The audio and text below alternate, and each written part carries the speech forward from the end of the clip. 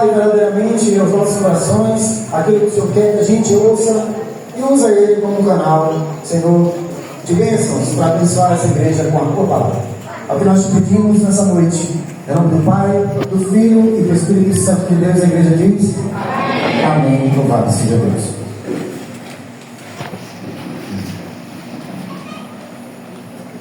Graça e paz, meus irmãos.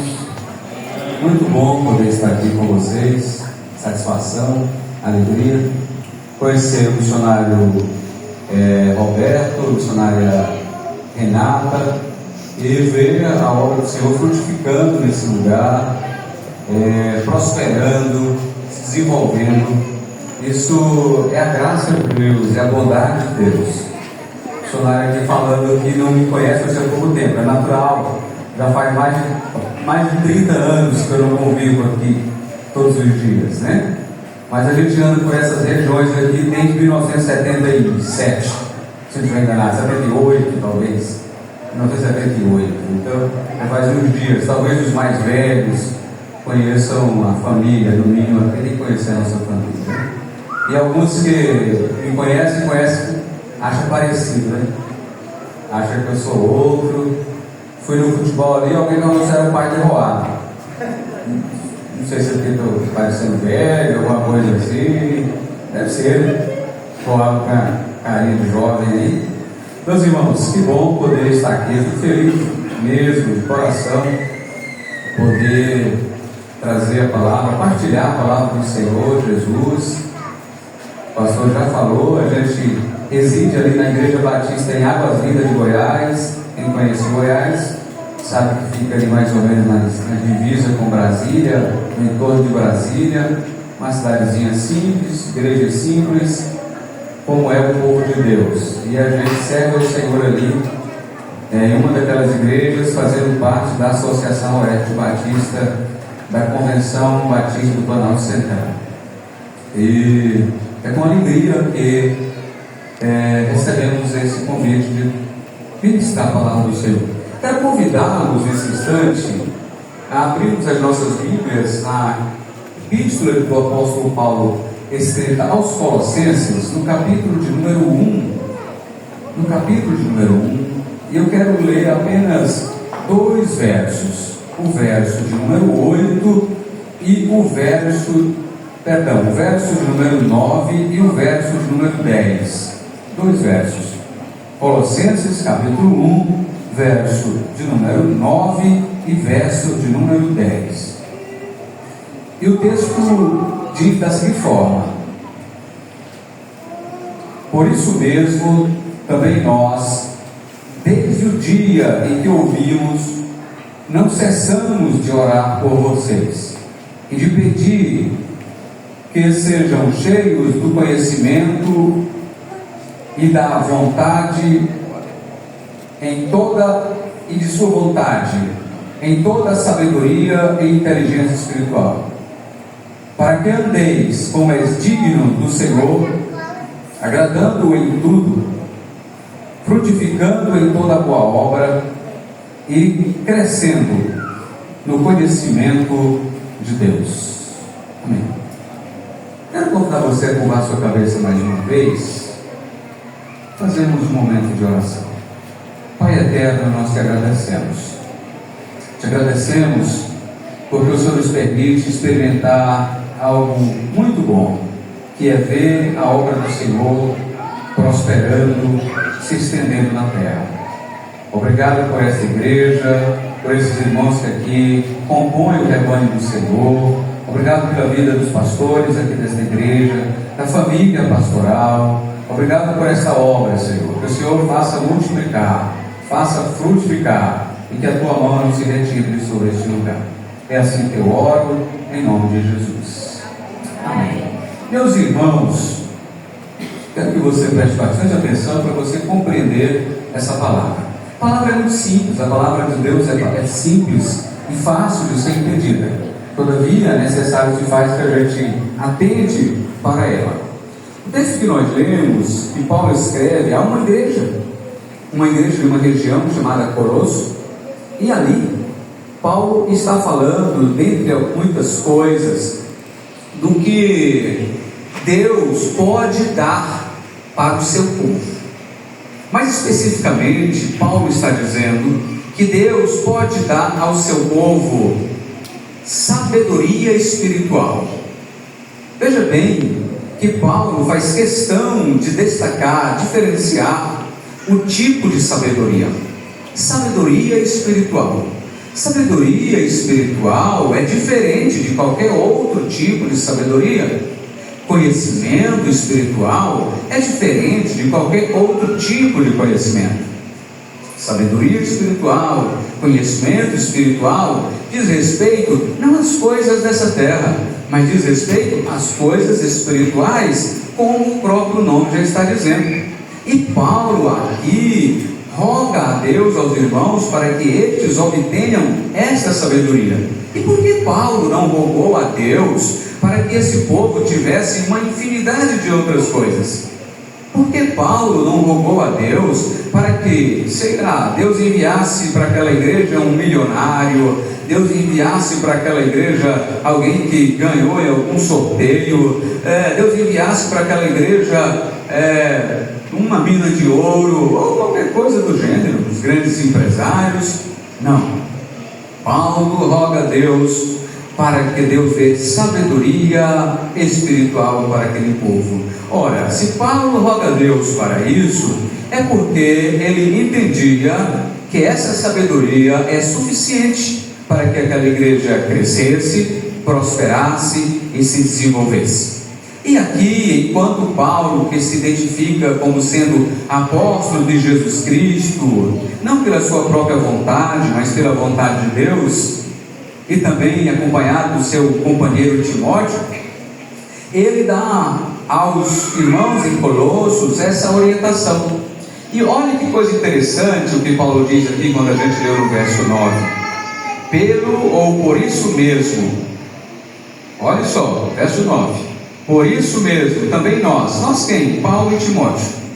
Por isso mesmo, nós, desde o dia em que ouvimos, ouvindo o quê? Ouvindo falar daquele povo. Eu posso dizer como Paulo, aqui, que desde o dia em que eu ouvi que estavam fazendo essa construção, eu comecei a louvar a Deus por isso. Desde o dia que eu fui informado dessa construção, eu comecei a agradecer a Deus por esse tempo e pela vida dos irmãos. Me recordo que na década de 80, nós já participamos aqui de cultos da Igreja Batista. Na década de 80, nós nos reuníamos, alguém aqui deve conhecer a tia Maria, né? Maria do Libamar, não sei se alguém sabe por esse nome. E a gente ia ali na rua chamada Rua dos Americanos e em outras ruas, me lembro muito de participar de cultos ali. Mas de lá para cá, esse trabalho sumiu. E hoje Deus dá a oportunidade de vermos a Igreja Batista Brasileira sendo estabelecida nesse lugar. E louvado seja Deus pela vida de cada um dos irmãos. Louvado seja Deus. E que o nome do Senhor continue sendo glorificado. Então, assim como Paulo disse a respeito dos irmãos em Colossos, eu digo a respeito de vós. Desde o dia em que eu ouvi falar de vocês, eu glorifiquei a Deus.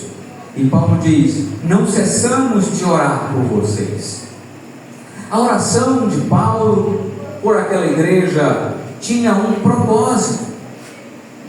E eu começo aqui falando já, pegando a temática da nossa campanha missionária estadual aqui do estado do Maranhão, que é exatamente esse projeto de transformação para que possa dar frutos. E Paulo começa a sua oração para que haja uma transformação naquela igreja. Olha que coisa extraordinária. Paulo ouviu falar naquela igreja e ele roga a Deus por uma transformação. Primeira coisa que eu quero destacar para os irmãos é que a oração, ela precisa ter um propósito. Assim como a nossa vida cristã precisa ter um propósito, né, pastor? Nós precisamos ter um propósito. E Paulo define com clareza aqui o propósito da sua oração. Você que está com a sua Bíblia aberta, continue acompanhando. De repente a minha versão é um pouquinho diferente da sua, mas você vai perceber que o sentido é o mesmo. E ele diz: eu não cesso, eu não paro, eu não deixo de orar por vocês. E mais, eu não deixo de pedir que sejam cheios. Olha que coisa interessante. Cheios do conhecimento. Cheio do conhecimento. Agora, que conhecimento? Eu vou bater várias vezes nessa mesma tecla e repetir várias vezes isso, para que os irmãos possam entender o que a gente está dizendo aqui com facilidade. Cheios do conhecimento da sua vontade. Então, o primeiro propósito da oração de Paulo aqui com aqueles irmãos é que eles fossem cheios do conhecimento. Mas de que conhecimento? Do conhecimento da vontade de Deus. Porque Paulo, o seu primeiro pedido é para que os irmãos tomassem conhecimento do que é a vontade de Deus. Porque muitas vezes nós tomamos decisões, nós agimos, nós caminhamos, nós fazemos coisas totalmente fora da nossa ou da vontade de Deus, puramente pela nossa própria vontade. E como eu conheço então a vontade de Deus? O primeiro caminho é esse que o apóstolo Paulo está dizendo: orar para que Deus dê sabedoria, entendimento para conhecer a vontade de Deus. Mas isso só não basta. E Paulo não está falando aqui pela primeira e última vez. Se você abrir a sua Bíblia, na carta que o próprio Paulo escreve aos Romanos, no capítulo 12, no verso 2, ele vai dizer: não vos conformeis com o presente século, ou não vos conformeis com este mundo, mas transformai-vos. Olha que coisa interessante. Olha o que Paulo está dizendo: transformai-vos. Por quê? Transformai-vos. Essa ideia de transformação é o que Paulo está trazendo àqueles irmãos, rogando a Deus por essa oração. Eu vou até abrir o texto bíblico aqui, e se você puder também abra lá em Romanos 12, verso 2, para a gente compreender e para você entender que transformação é essa que Paulo está dizendo. Quando ele diz: não vos conformeis com este século ou com este mundo, mas seja transformado por meio da renovação do vosso entendimento. Olha que coisa interessante. Ou pela transformação da vossa mente. Então há uma necessidade, de acordo com o apóstolo Paulo, de que eu ore a Deus pedindo conhecimento para entender a vontade de Deus. Qual é a vontade de Deus para a minha vida? Qual é a vontade de Deus para a sua vida? O que Deus quer para mim e para você? O que Deus quer para essa igreja? O que Deus quer para a PIB de Nova Olinda do Maranhão? É fácil saber, porque o próprio apóstolo Paulo está dizendo aqui em Romanos capítulo 12, verso 2: não vos conformeis com este mundo, não vos conformeis com este século, mas transformai-vos pelo quê? Renovação da vossa mente, ou do vosso entendimento. E para que isso? Para que eu possa experimentar. Olha só o que ele está dizendo: não vos conforme, mas tenha a mente, a visão transformada, para que você possa experimentar qual seja a boa, agradável e perfeita vontade de Deus. Logo, eu só vou saber qual é a vontade de Deus se eu estiver disposto a passar por uma transformação. Olha que coisa interessante. Se eu não estiver disposto a passar por uma transformação, eu não vou experimentar. Pode acontecer, de repente, você já ouviu alguém falar, sei lá, alguém já contou para você: eu também era crente, eu já fui crente, eu já pertencia a essa igreja, eu já frequentei ali, mas agora eu não vou mais, ou agora eu não sou mais crente. E por que não? Porque não experimentou qual foi a boa, agradável e perfeita vontade de Deus. Uma pessoa que experimenta a boa, agradável e perfeita vontade de Deus, é impossível que ele retorne ao mundo. Uma pessoa que sabe qual é a boa, agradável e perfeita vontade de Deus, nunca mais e ninguém arranca ele das mãos de Deus. Louvado seja o Senhor Jesus. É por isso que Paulo está orando para que aquela igreja experimente isso. É por isso que Paulo está rogando a Deus para que a primeira coisa que aquela igreja experimente não são as bênçãos materiais, não são as coisas aleatórias da vida, nada disso, mas que aquela igreja aprenda como saber a vontade de Deus. A nossa primeira oração deveria ser essa na vida: qual é, ó Deus, a tua vontade para mim nesse dia? Deveria ser essa a oração a fazermos ao levantar. Deveria ser esse o primeiro questionamento a Deus: Deus, qual é a tua vontade para a minha vida hoje? Então Paulo, voltando agora para Colossenses capítulo 1, verso 9, Paulo ora e diz: eu estou orando, eu estou pedindo a Deus para que vocês sejam cheios do conhecimento da sua vontade.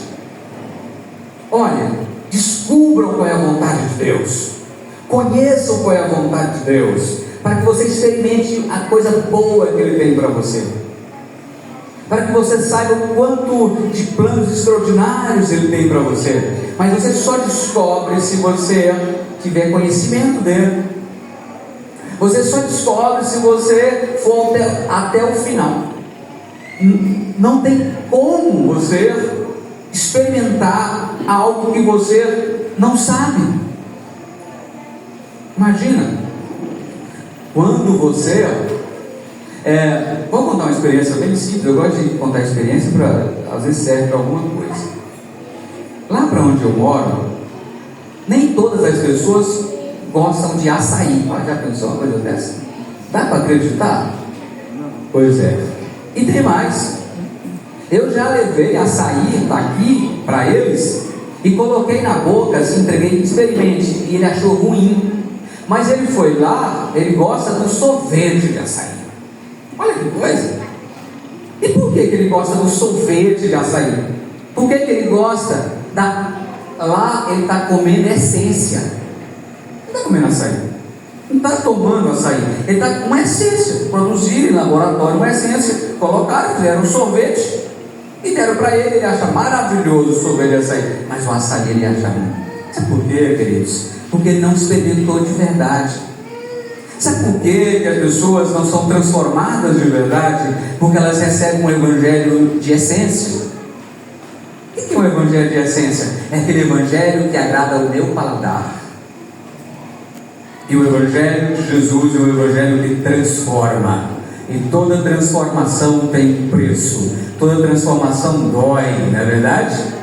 Muitas vezes, para que a gente possa servir a Deus, para que possa experimentar a Deus, as coisas maravilhosas de Deus, a gente precisa renunciar a outras coisas, a gente precisa abrir mão de muitas coisas, a gente precisa renunciar às nossas próprias vontades, aos nossos próprios desejos. Mas tem uma coisa: quando a gente faz isso com a convicção do que está fazendo e conhecendo qual é a vontade de Deus para as nossas vidas, sabendo que a promessa de Deus é maior do que todas as promessas que existem nessa terra, então a gente comerá o melhor dessa terra.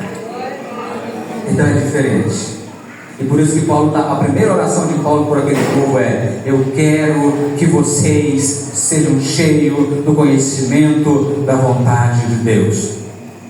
E mais, diz ele, em toda sabedoria e inteligência espiritual.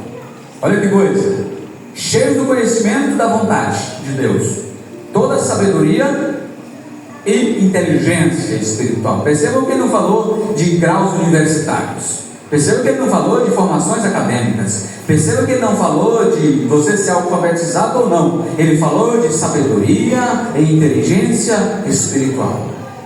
Ele falou de coisas eternas. Ele falou das coisas do céu. Porque as de lá são melhores que a daqui. As de lá são mais excelentes. A sabedoria do céu é melhor do que a sabedoria da terra. Não estou dizendo que a sabedoria da terra não seja útil, e é para aqui, mas para lá é a sabedoria espiritual.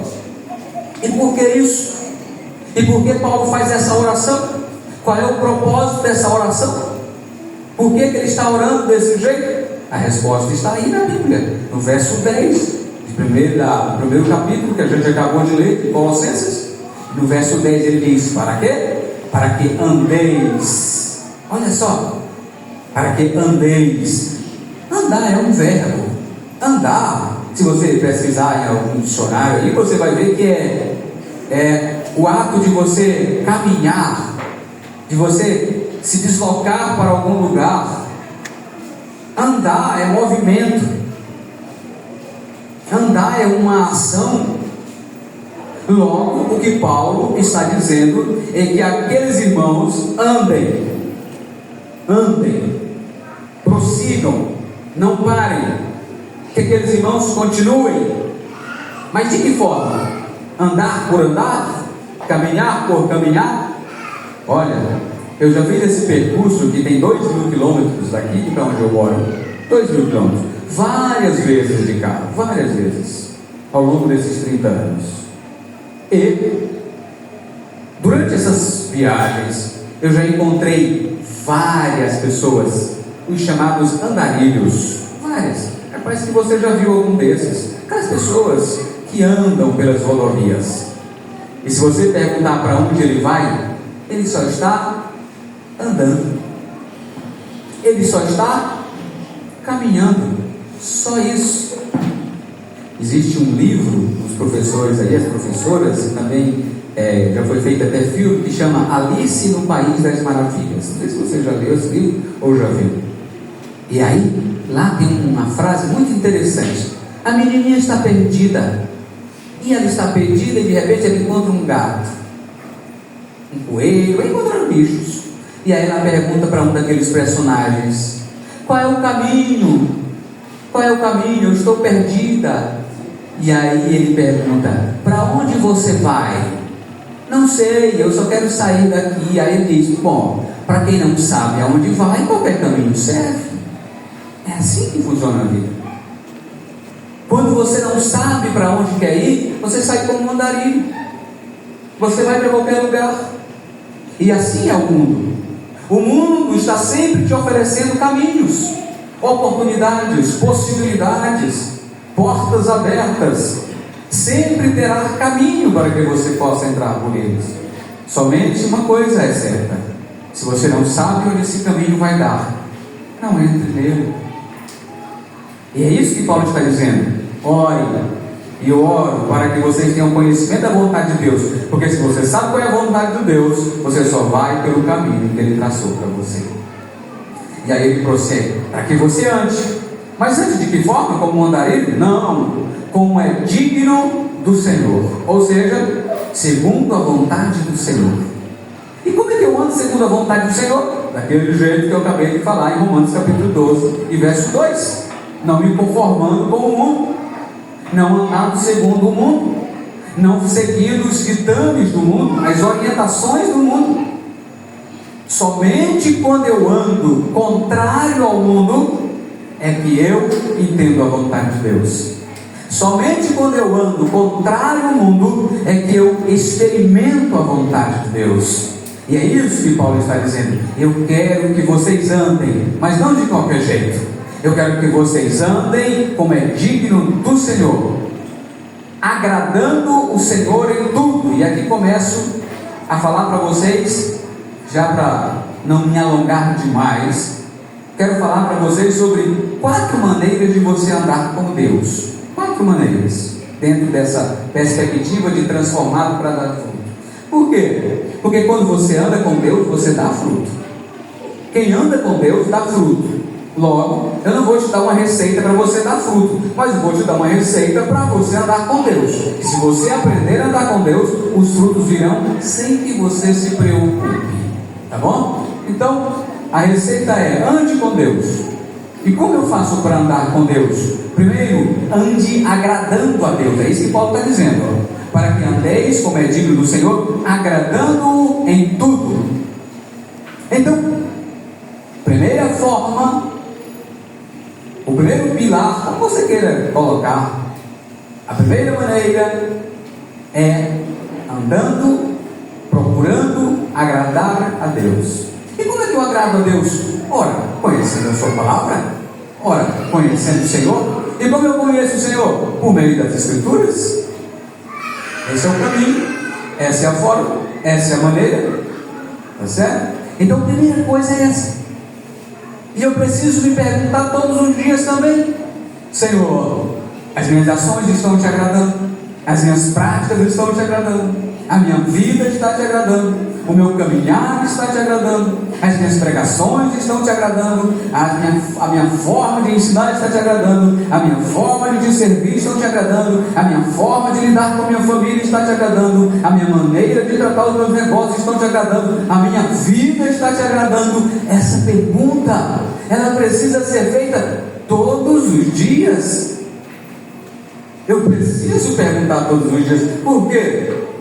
Um dia questionaram os apóstolos e eles tinham convicção. Quando questionaram eles disseram: importa agradar a Deus ante aos homens? Melhor agradar a Deus. Se eu estou diante de uma situação e eu tenho dúvida daquela situação, é simples: qual delas agrada a Deus? Então é essa que eu vou fazer. Decidir na nossa vida não é difícil, desde que eu esteja disposto a agradar a Deus. Se nós, como servos de Deus, estivermos dispostos a agradar a Deus, tudo será fácil de decidir. Diante de nós, qualquer obstáculo, qualquer problema, qualquer situação, é só colocarmos esse parâmetro: Deus e a minha vontade. Se a minha vontade chocar com o agradar a Deus, eu descarto. Simples assim. E é isso que Paulo está dizendo: agrade a Deus. Caminhe com Ele, mas não caminhe por caminhar. Caminhe procurando agradá-lo. Os irmãos estão compreendendo? Está dando para entender aí, irmãos? Pois bem, e Paulo continua dizendo: agradando-o em tudo. E aí ele fala: dando ou produzindo frutos. Olha só. Dando ou produzindo fruto, né? Não sei quando está a sua versão aí, ou frutificando, tem algumas Bíblias que falam frutificando. Frutificando. Então, a minha caminhada, ela precisa ter essa marca: agradar a Deus e gerar frutos. Essa segunda, ela vem naturalmente. Ela vem naturalmente. Olha só que coisa interessante. Vamos pegar uma coisa que Jesus sempre fez, que é usar a agricultura como meio de exemplificação para a vida. Quando você, disse Jesus, isso não sou eu que estou criando esse exemplo, foi Jesus que criou. Disse Jesus que quando um lavrador sai para lavrar a terra, ele lavra a terra e depois ele semeia a semente. E depois que ele semeia a semente, tudo o que ele precisa fazer é ir para casa, dormir e esperar, porque a chuva caia, regue a terra, a semente germine, cresça, se desenvolva e dê frutos. É um processo assim. Ou seja, eu só preciso fazer algo para agradar a Deus. Imagina trazendo isso para a nossa prática, como foi feita aqui a nossa encenação, a nossa apresentação. Imagina o que você tem que fazer para frutificar: semear, não é verdade? Eu não tenho aqui a responsabilidade de converter nenhum dos irmãos, nem se tiver alguém que ainda não entregou a sua vida a Jesus aqui, eu não tenho aqui em nenhum momento a responsabilidade, ou sou coagido, forçado a convencer você de aceitar a Jesus. Mas você tem a responsabilidade de tomar uma decisão para a sua vida. Isso é com você. Agora eu tenho a responsabilidade de dizer para você que se você acatar essa boa palavra, a sua vida será transformada. Agora aí é com você. Você tem que tomar, entender. E a minha oração é que os seus olhos sejam abertos e que você entenda essa palavra e compreenda que o que ela te apresenta no primeiro momento pode até parecer ruim, mas vai trazer algo de maravilhoso para você. Bem, então Paulo diz isso. Primeiro, eu ando procurando agradá-lo, ou agradando em tudo. Segundo, eu preciso frutificar. E como eu disse, o fruto é natural. Terceiro, diz Paulo, esse fruto, ele não pode ser qualquer fruto. Porque, meus irmãos, vejam bem, dar fruto, qualquer coisa dá, qualquer árvore. É coisa mais simples. Fruto, tranquilo, tranquilíssimo. Pode chegar no pé de qualquer trem aí da árvore aí, na rua, que você vai ver que tem fruto. turubela, tudo enquanto é coisa, tem fruto. Agora, de todas as árvores, você pode pegar o fruto e comer? Não pode. Não é verdade? Então dar fruto é tranquilo. Frutificar, tranquilo. O que Paulo está dizendo é: dê fruto, mas em toda boa obra. Então aqui está o terceiro ponto. O fruto tem que ser fruto de boas obras. Tem que ser fruto que vale. Fruto que você olha e tenha prazer nele. Fruto que você consiga, não se preocupe se a plantação é grande. Esses dias eu ganhei umas sementes. Um irmão da nossa igreja comprou lá na agropecuária algumas sementes para ele plantar. E passou na minha casa e disse: pastor, lembrei do senhor e trouxe umas sementes. E trouxe umas sementes de tomate de cereja. E eu peguei as sementes e plantei. Plantei 3 pés de tomate cereja. Plantei esses 3 pés de tomate e comecei a regar. E ele foi crescendo, eu fiz uma latada para ele, e ele foi crescendo, foi dando fruto. E eu comecei a levar tomate para os irmãos. Tomate para o irmão, ia lá em casa, dava um saquinho de tomate, um outro tomate. E as pessoas começaram a perguntar se eu tinha uma horta. Eu não tenho pé de tomate. Só que o meu pé de tomate dá tomate. Está lá ainda. Dá tomate. Direto, dando tomate. O que eu estou dizendo para você com essa historinha? Eu estou dizendo não se preocupe em plantar demais. Se preocupe em plantar uma árvore e zelar dela para que ela dê fruto. E fruto bom. Às vezes você fica querendo plantar uma roça muito grande. Pastor? Às vezes a gente quer plantar uma roça muito grande. Pela graça de Deus, agora, mês de julho, dia 18, inteirou 20 anos que eu sirvo ao Senhor como pastor. 20 anos. E eu me lembro que eu pensava que eu ia ganhar o mundo de uma vez só. Até um dia que um pastor falou para mim: meu filho, cuide de um e faça com que dê frutos. Então eu entendi que aquele negócio funcionava, dava frutos, se você cultivar. Porque chega um ponto que a roça é tão grande e vai crescer aqui, e naturalmente precisa crescer os trabalhadores. Por isso que Jesus diz que a seara é grande, são pouco os trabalhadores, porque a obra do Senhor tem que ter muita gente. Então, se os irmãos, eu não estou de forma nenhuma querendo doutrinar ninguém no sentido de ensiná-los a gerir a obra local, mas no sentido de instruir nas escrituras, não esperem que o pastor local seja o único a regar cada plantação, mas que cada um de nós aprenda a cuidar dos frutos que vão surgindo ao longo da caminhada, das pequenas árvores que vão nascendo com a semeadura que está sendo realizada nessa cidade. Porque se a gente só semear e não cuidar, não vai dar frutos. Ou pode ser que venha outro lá de noite e comece a jogar uma semente daninha no meio da lavoura. Porque foi Jesus que disse que vem alguém e joga a semente. Porque a semente só jogou no meio aqui, deixa ao quebrar que ela vai nascer depois. Mas aí vai ser semente complicada, semente daninha. Por fim, Paulo diz: preocupem-se para que o fruto seja um fruto bom, ou seja, de boas obras. Preocupem-se para que esse fruto não seja um fruto mau. É isso que Paulo está dizendo. Prosseguindo, para fechar aqui a nossa fala, Paulo diz: e crescendo no conhecimento de Deus. Olha, veja como agora ele voltou lá no início da sua oração. E crescendo no conhecimento de Deus.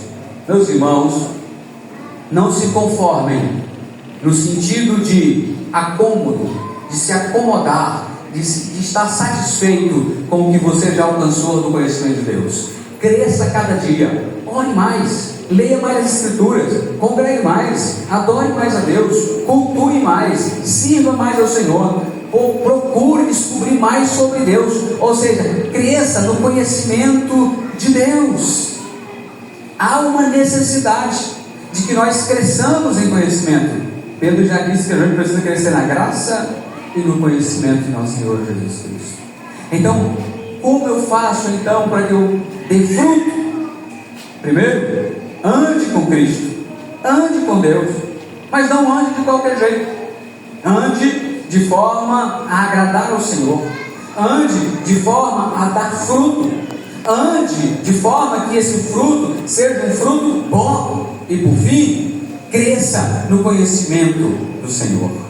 Quando você crescer no conhecimento do Senhor, você vai experimentar o que é crescer no conhecimento. De repente você pensou aí, pastor, eu vou ter então que fazer um doutorado de Bíblia, de repente eu vou ter que me informar, ir para a faculdade, ir para o Equatorial, ir lá para a Faculdade Batista de Brasília, ir para o Rio de Janeiro, ir para o Pernambuco, ou para qualquer outro cenário. Não necessariamente. Crescer no conhecimento de Deus é conhecer a Deus de fato e de verdade. É conhecer a Deus de forma individual. É crescer na comunhão com Deus. É crescer na sua individualidade com Deus. É crescer nas suas devocionais matinais. É crescer nas suas leituras bíblicas. É conversar com Deus todos os dias. É desenvolver um relacionamento pessoal com Jesus. Não sei se a igreja que trabalha é uma igreja multiplicadora, mas eu já ouviu falar da igreja multiplicadora. E a gente fala muito sobre isso quando dá curso de igreja multiplicadora. Nós precisamos desenvolver relacionamentos. Esse tipo de relacionamento qual? Discipular. Um relacionamento onde quem está comigo cresce também, se desenvolve. Sabe? Conhecer a Deus é caminhar com Deus. Olhe bem, vejam, quer uma experiência do que eu estou falando? Quando eu entrei aqui para sentar aqui com vocês, vocês me conheciam um tanto. Quando eu descer daqui, vocês me conhecerão um outro tanto, não é verdade? E por que vocês vão me conhecer mais quando eu descer do que quando eu entrei? Porque eu estou passando um tempo agora com vocês, porque eu estou conversando com vocês, porque eu estou gastando um tempo com vocês. Desenvolva tempo com Deus para você conhecer Ele. Para que você conheça uma pessoa, você precisa andar com essa pessoa, você precisa conversar com essa pessoa, você precisa saber os gostos dessa pessoa, você precisa saber do que ela gosta, do que ela não gosta, onde ela vai, onde ela não vai, onde ela entra, onde ela não entra. Você precisa saber as falas dessa pessoa, você precisa saber quais as intenções dessa pessoa com você, e assim por diante. Crescer no conhecimento de Deus é crescer na caminhada diária com Deus, é desenvolver a vida diária com Deus, é desenvolver uma vida cristã autêntica com Deus. Enquanto você caminha com Deus, você será transformado. Então, como é que eu dou fruto? Sendo transformado. E como é que eu sou transformado? Caminhando com Deus. Amém? Vamos ver sua cabeça, vamos orar? Senhor, nós te agradecemos, Pai. Obrigado, Deus, porque o Senhor tem nos transformados para produzir frutos. Meu Deus, o Senhor mesmo nos disse que nos chamou e nos enviou para que nós pudéssemos ir e dar fruto e que o nosso fruto permanecesse. A minha oração nessa noite é que cada um dos teus servos que aqui ouviu a tua palavra possa produzir frutos. Ó Deus, aqueles que já te conhecem de verdade possam produzir frutos no que diz respeito a multiplicar a fé. Aqueles que estão te conhecendo agora, Senhor, ouvindo a tua palavra agora pela primeira vez, possam produzir frutos dignos de arrependimento, para que possam entregar as suas vidas ao Senhor e conhecer-te melhor, saber os planos que o Senhor tem para cada um. Eu rogo em favor dessa igreja, rogo em favor da família pastoral desta igreja, rogo em favor desta obra missionária, de todos os projetos que aqui são plantados e sonhados. Que a tua boa mão esteja sobre a vida dos cooperadores, dos obreiros, dos líderes dessa igreja, que ela prospere, que ela multiplique, meu Deus, em graça, em conhecimento. Ó Deus, que a escola multiplicadora seja cada dia melhor e maior, que os cultos doutrinários, que os cultos de graça, ó Deus, eles possam crescer dia após dia, que os cultos dominicais, que toda a programação, meu Deus amado, que os homens, as mulheres, as crianças, os adolescentes possam crescer no conhecimento do Senhor, que a tua boa mão esteja sobre este lugar. É assim que eu oro, ó Deus, em nome de Jesus. Deus abençoe. Obrigado.